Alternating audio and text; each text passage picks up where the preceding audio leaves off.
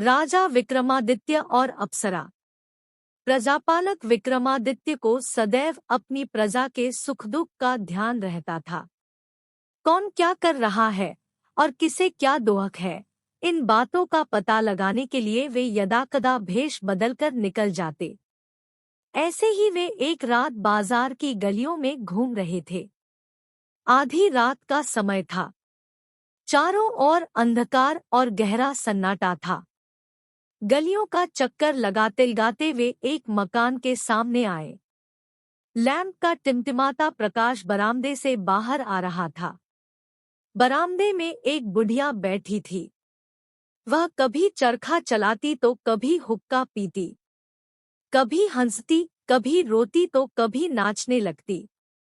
विक्रमादित्य को उसकी ये अजीब हरकतें देखकर बड़ा आश्चर्य हुआ। आखिर वह उसके पास जाकर इस स्थिति का कारण पूछ ही बैठे। बुढ़िया बोली, मुसाफिर तुम अपने रास्ते से चले जाओ, मुझे पूछकर क्या लोगे। विक्रमादित्य कहने लगे, नहीं माँ, तुम निधड़क होकर मुझे बताओ, मैं तुम्हारे दोहक को अवश्य दूर करूंगा। बुढ़िया बोली, मुसाफिर, अगर मेरे दोहक को कोई दूर कर सकता है तो वह सिर्फ राजा विक्रमादित्य ही है। इसके अतिरिक्त और किसी के अंदर इतनी सामर्थ्य नहीं। विक्रमादित्य बोले, मैं ही राजा विक्रमादित्य हूँ, तुम बताओ तो सही। बुढ़िया बोली, तुम्हें एक शर्त माननी होगी। अगर 6 मास के अंदर तुमने मेरे कार्य को पूर्ण नहीं किया तो 6 मास समाप्त होते ही तुम्हारी मृत्यु हो जाएगी। इसमें कोई संदेह नहीं। विक्रमादित्य ने सहर्ष शर्त स्वीकार कर ली। बुढ़िया बोली, मेरा नौजवान बेटा और बहू अंदर के कमरे में सोए थे। एक दिन जब मैं प्रातः उनको उठाने गई तो देखा कि दोनों ही गायब हैं। उनके बिस्तरों पर सिर्फ बड़े बड़े पत्थर लेटे थे। यह रहस्य आज तक मेरी समझ में नहीं आया और तब से मेरा दिमाग सही काम नहीं कर रहा है। मेरी हालत पागलों जैसी है। आता तुम 6 मास के अंदर मेरी बहू और पुत्र को अपनी प्रतिज्ञा अनुसार वापस ले आओ, अन्यथा 6 महीने होते ही तुम्हारी मृत्यु हो जाएगी। राजा ने बुढ़िया से विदाई ली और उसी रात राजधानी का परित्याग कर बुढ़िया के बहुबेटे की खोज में निकल पड़ा। घूमते घूमते कई दिन व्यतीत हो गए। भूखे प्यासे भ्रमण करते करते उन्होंने दुनिया का कोना कोना छान डाला, लेकिन कहीं भी उनका पता न चला। एक रात वे एक नदी के किनारे पहुंचे। थकावट के कारण सारा शरीर चूर चूर हो रहा था। आता नदी के तट पर लेट गए। नदी के किनारे की शीतल वायु के लगते ही उनको नींद ने आ घेरा, लेकिन चिंता के कारण नींद भी कितनी देर रहती। रात के 12-1 बजे के करीब उनकी नींद टूट गई। सोचने लगे, 5 महीने तो समाप्त हो गए, लेकिन मैं अभी तक अपना वचन पूरा नहीं कर सका। 6ठा महीना समाप्त होते ही मेरी मृत्यु निश्चित है। आता इससे तो अच्छा है मैं स्वयं ही नदी में छलांग लगाकर अपनी जान दे दूं। ऐसा विचार आते ही विक्रमादित्य नदी की ओर चल पड़े। ज्यों ही वे छलांग लगाने लगे त्यों ही उन्हें अंधेरे में कपड़े धोने की आवाज सुनाई दी। उन्हें बड़ा विस्मय हुआ कि इतनी रात बीते कौन कपड़े धो रहा है। चलकर वहीं पहुंच गए। धोबी से पूछा, अरे भाई, तुम्हें आधी रात के वक्त कपड़े धोने की क्या आवश्यकता पड़ गई? धोबी बोला, महाराज क्या करूं, हमारे यहाँ अनारकली नाम की लड़की है जिसने आज तक सूर्य का मुख नहीं देखा, दूसरों को तो देखना ही कहाँ। उसके जितने भी काम होते हैं वे रात को ही किए जाते हैं। यहाँ तक कि उसके कपड़े भी रात को ही धोकर सुखाने पड़ते हैं। राजा को यह सुनकर और भी हैरानी हुई।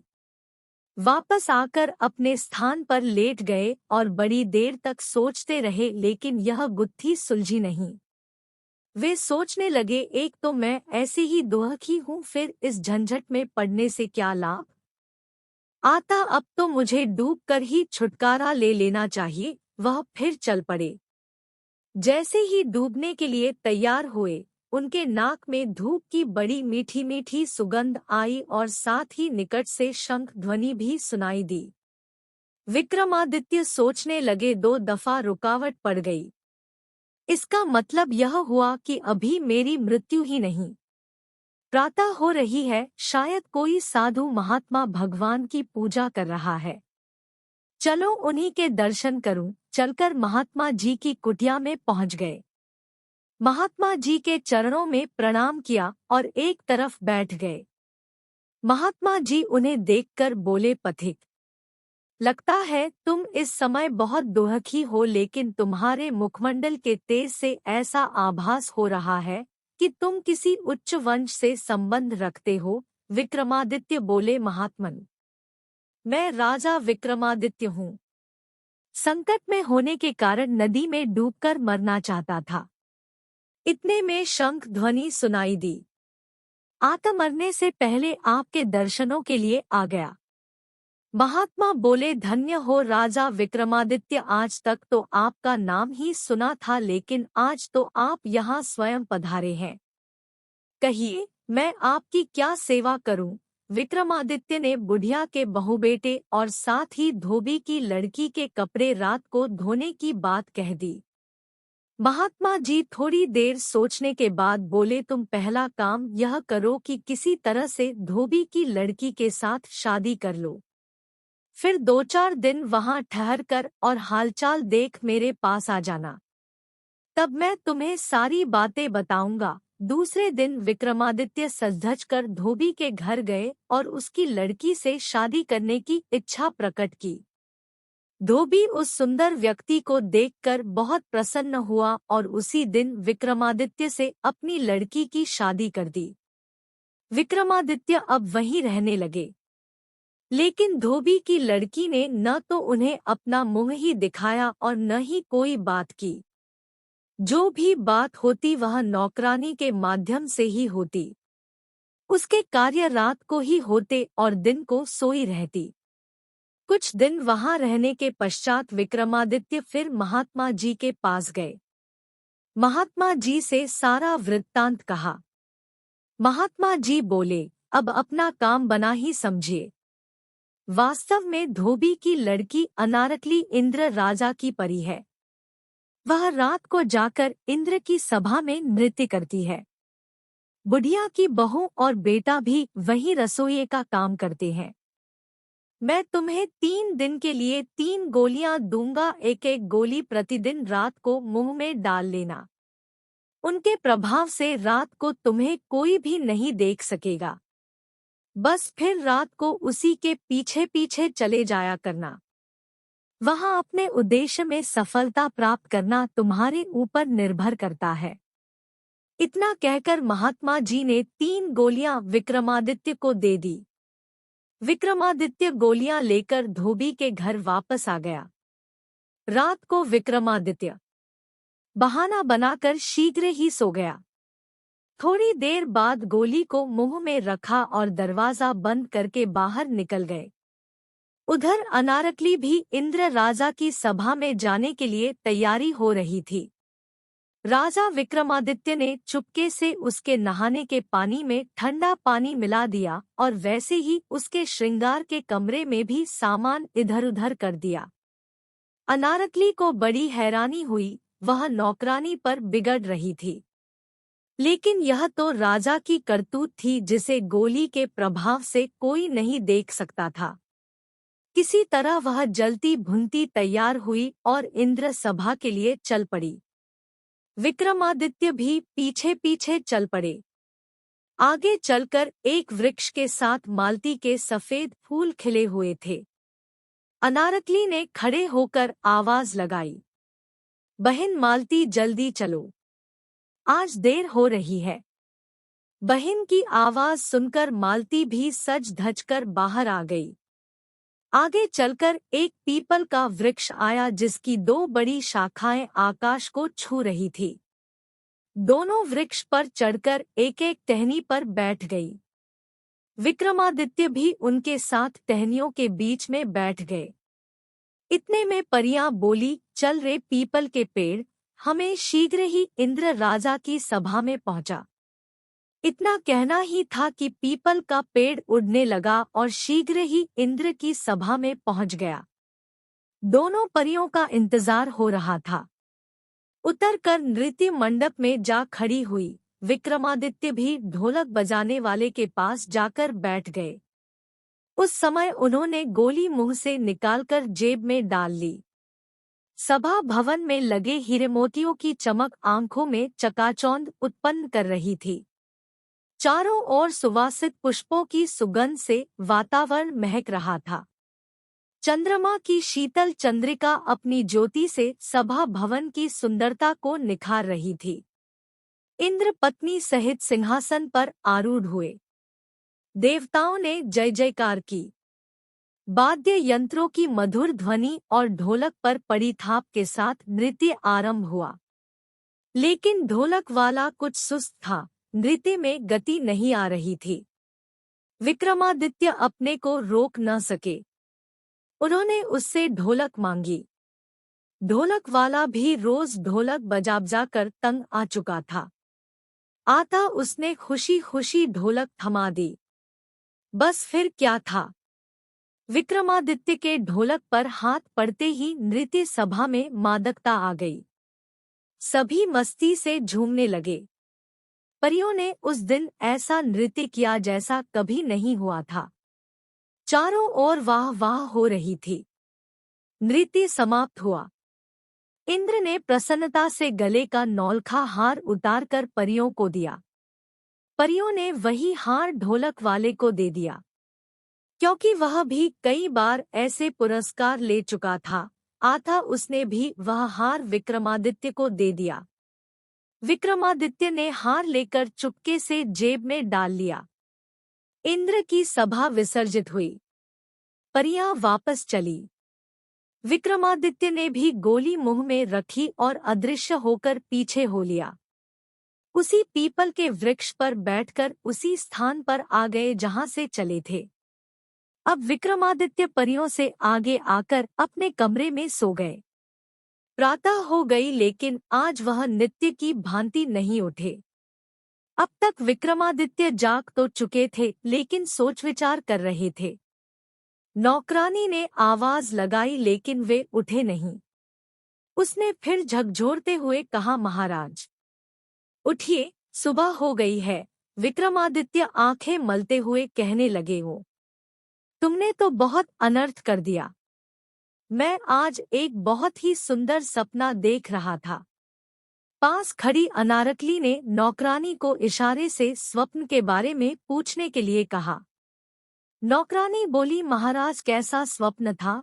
विक्रमादित्य बोले, ऐसा लगता है जैसे मैं आज इंद्र राजा की नृत्य सभा में गया था। वहां मैंने बहुत सुंदर ढोलक बजाई। इंद्र बहुत प्रसन्न हुआ और इनाम में मुझे नौलखा हार मिला। मैंने उसे लाकर अभी अभी सामने वाली अलमारी में रखा है। जरा तुम जाकर देखो तो सही। नौकरानी को आज्ञा माननी पड़ी। उसने अलमारी खोली। सचमुच ही वहां हार चमक रहा था। अनारकली के आश्चर्य का ठिकाना न रहा। दिन व्यतीत हुआ, शाम आई। आज रात को फिर विक्रमादित्य ने इंद्र की सभा में प्रवेश कर पिछले दिन से भी अधिक सुंदर ढोलक बजाई। इंद्र ने परियों को सोने की थाली में 32 व्यंजन, जो 36 प्रकार से बने थे, पुरस्कार के रूप में दिए। परियों ने यह सोचते हुए कि सारा कमाल तो ढोलक वाले का है, उसी को थाली दे दी। उसने भी वह थाली विक्रमादित्य को संभाल दी। विक्रमादित्य पिछले दिन की तरह शीघ्र ही आकर अपने बिस्तर में सो गए। प्रातः भी काफी देर तक सोए रहे। आज फिर जब नौकरानी ने उन्हें उठाया तो वह बोले, अरे मूर्ख, आज तो तूने मेरा सारा कार्य ही बिगाड़ कर रख दिया। आज तो मुझे कल से भी अधिक सुंदर स्वप्न दिखाई दे रहा था। आज मैंने इंद्र की सभा में कल से भी अधिक सुंदर ढोलक बजाई। इस पर उन्होंने प्रसन्न होकर सोने की थाली में 32 व्यंजन, जो 36 प्रकार से बने थे, भेंट में दिए। मैं उस थाली को लाकर अलमारी में रख ही रहा था कि तूने मुझे जगा दिया। जाओ देखो, वहां है या नहीं। सचमुच वहां थाली व्यंजनों से भरी पड़ी थी। पास ही अनारकली खड़ी थी। उसे काटो तो खून नहीं। उसकी समझ में यह रहस्य नहीं आ रहा था। सारा दिन उधेड़बुन में बीत गया। अंत में हारकर शाम के समय उसे राजा से बोलना ही पड़ गया, महाराज, मेरी समझ में यह रहस्य ही नहीं आ रहा है। सच सच बताइए, आपने यह सब कैसे किया? विक्रमादित्य ने अपना सारा भेद बताकर बुढ़िया के बहू बेटे की कहानी भी सुनाई। अनारकली यह सुनकर बहुत प्रसन्न हुई कि यही राजा विक्रमादित्य है। उसने कहा, आज आप फिर चलिए और ढोलक बजाने की सारी कला को सभा में उड़ेल दीजिए। जब इंद्र बहुत ही प्रसन्न हो जाएं और कुछ मांगने को कहें तो 2 वचन मांग लेना। एक में मुझे और दूसरे में बुढ़िया के बहुबेटे को, जो वहां रसोइये का काम कर रहे हैं। रात होने पर विक्रमादित्य फिर उसी सभा में पहुंच गए। आज उन्होंने जो ढोलक बजाई तो कहना ही क्या। परियों ने ऐसा सुंदर नाच किया कि चारों तरफ वाह वाह हो उठी। इंद्र मस्ती में सुध खो बैठे। नृत्य समाप्त हुआ। इंद्र ने परियों से कुछ मांगने के लिए कहा। परियों ने कहा, महाराज, आपने कुछ देना है तो ढोलक वाले को ही दे। यह उसी का कमाल है। ढोलक वाला बोला, महाराज, आजकल तो कोई और ही ढोलक बजाता है। आप कुछ देना है तो उसे ही दें। विक्रमादित्य से पूछा गया। उन्होंने 2 वचन मांगे। एक वचन में अनारकली और दूसरे वचन में बुढ़िया के बहुबेटे को, जो वहां रसोइये का काम कर रहे थे। इंद्र को यह जानकर बड़ी प्रसन्नता हुई कि यही राजा विक्रमादित्य है। उन्होंने अपने वचनों को पूरा किया। इस तरह राजा विक्रमादित्य 6 मास के भीतर ही परी अनारकली और बुढ़िया के बहुबेटे के साथ अपनी राजधानी वापस गए। बुढ़िया के बहुबेटे को उसके पास पहुंचाया और अनारकली के साथ अपने महल लौट आए। सारी राजधानी में खुशियां मनाई गई और विक्रमादित्य फिर सुखपूर्वक राज करने लगे।